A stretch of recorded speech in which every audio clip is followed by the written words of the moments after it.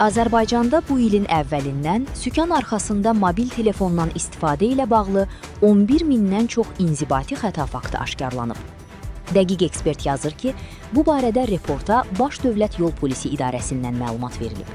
Bildirilib ki, mobil telefondan istifadə nəticəsində yaranan diqqətsizlik ağır yol nəqliyyat hadisələrinə səbəb ola biləcək əsas risk amillərindən biridir.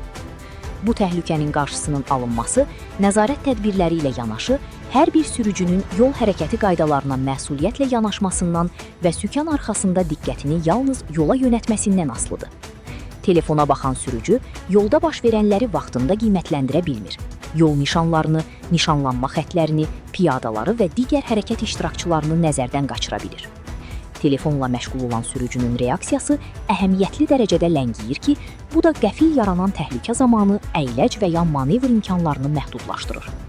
Mobil telefona yönələn diqqət sürücünün hərəkət zolağından çıxmasından, təhlükəli manevrlər etməsinə və qarşıdakı məsafəni düzgün qiymətləndirə bilməməsinə səbəb olur.